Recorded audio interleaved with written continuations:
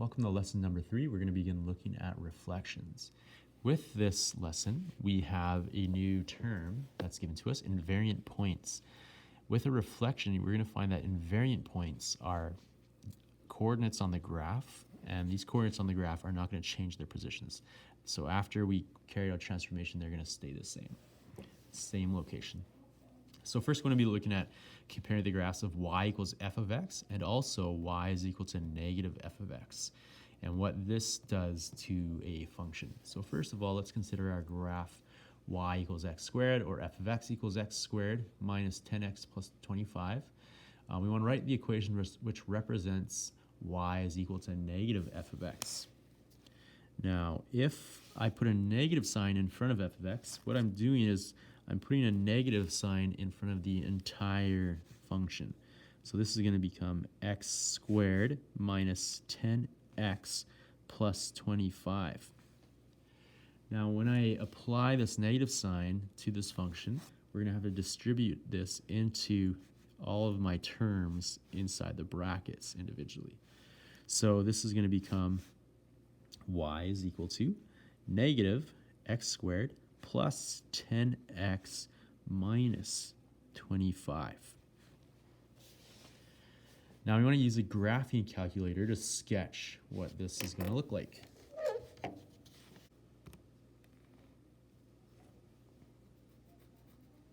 All right, so when we graph our new function, we've reflected it across our x-axis. So it's going to look like this one, almost identical to this one. The only difference, and I'm just going to try to draw this as close as possible. The only difference is now it opens in the opposite direction. Now I want to state the coordinates of the invariant points. Now this only has one invariant point, and that's at 5 and 0. So this is the only point that hasn't changed. It stayed fixed, 5 and 0. Now with my second graph, we have the graph of y is equal to f of x is equal to x cubed minus 8. And we want to write the equation which again shows what happens when we have y is equal to negative f of x.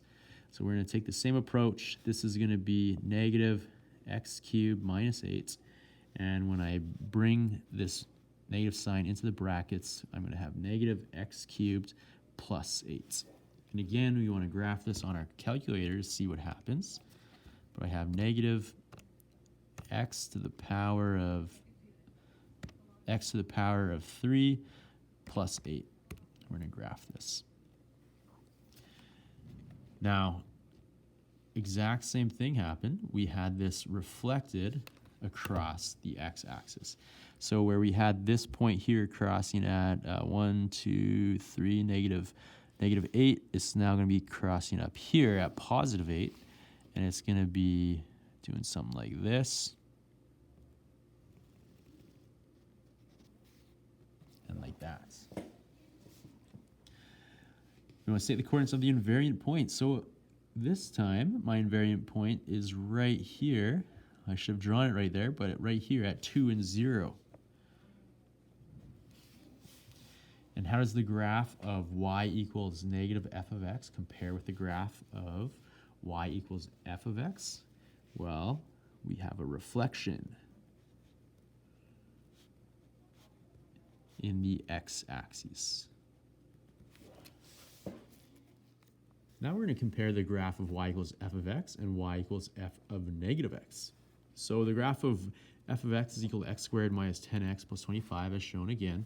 What happens when we change this to y is equal to f of negative x?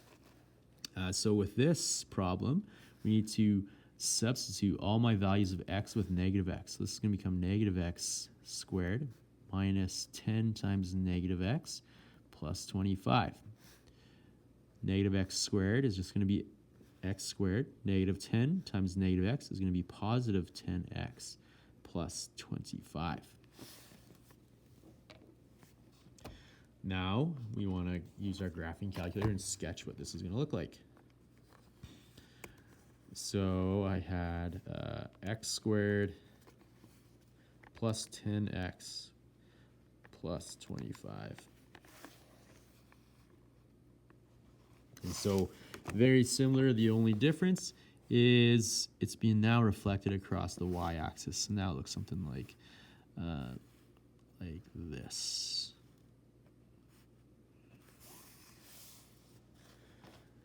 And state the invariant point. Well, there's going to be a point where these both cross the y-axis, and that's going to be at y equals 25. So when x is equal to 0, y is going to equal 25. So my variant point here is 0 and 25.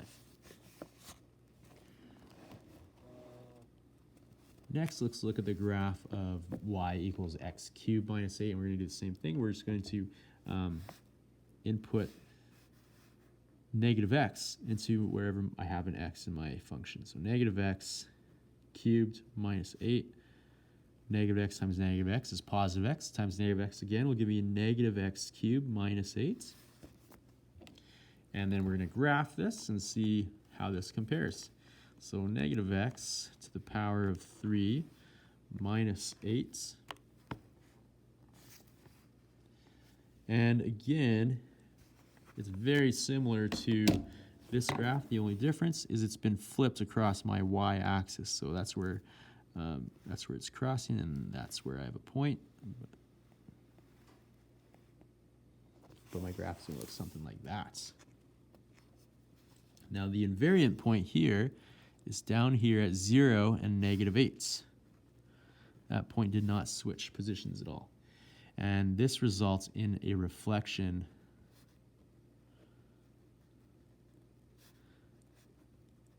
in the y-axis. Last, we're going to compare the graphs of y equals f of x and y equals f of negative 1 of x, or x is equal to f of y. So we're going to start with x minus 5 squared, which is what we've been looking at up to this point. Now, if this is the graph I'm looking at and we replace x with y's or do the inverse, then we're starting with y is equal to x minus 5 squared.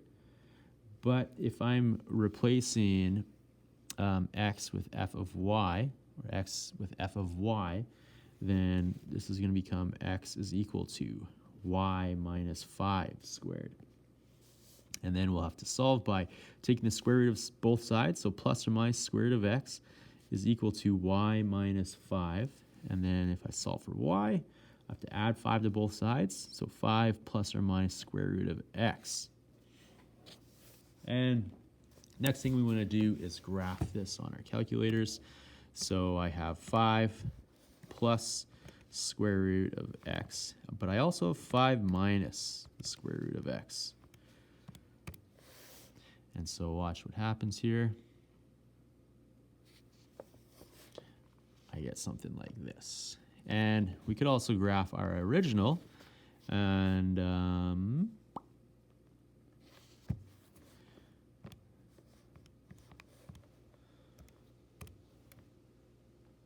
there's our original graph. So there's only going to be, even though there's 4 intersections, there's only 2 invariant points depending on what our values get mapped to.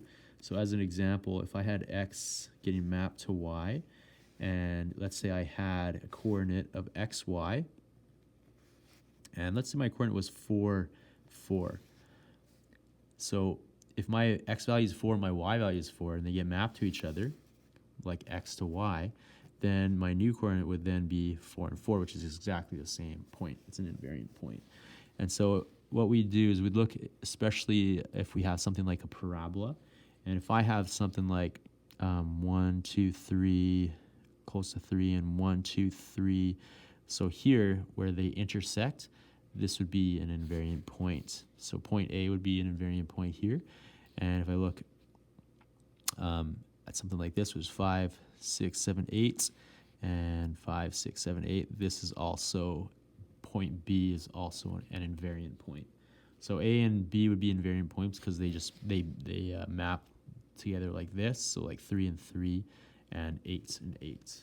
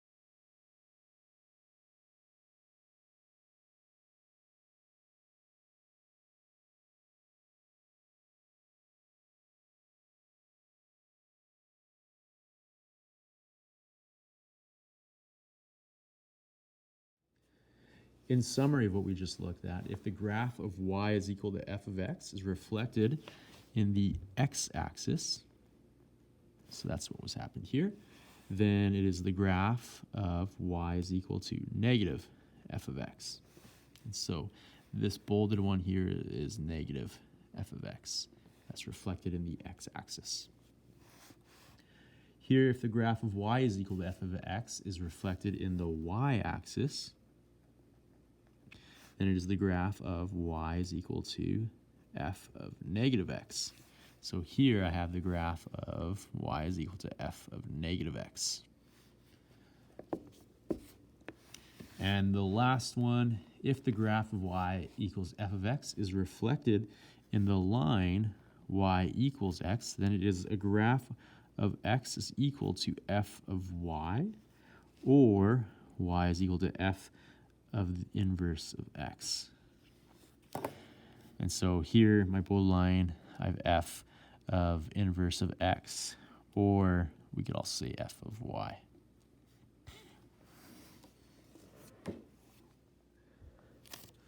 I have the graph of y equals f of x shown, and I want to sketch y equals negative f of x. So remember, if we have y equals negative f of x, this is a reflection in the x-axis. So then all these points are going to, this point here is going to stay, that's going to be an invariant point, but all these points are going to get reflected down here. So at negative 4 and 6, a reflection in the x-axis, so if you pretend that this x-axis is a mirror, this point is going to be mirrored down here. So negative 4 and 6 will go down to negative 4 and negative 6, like that.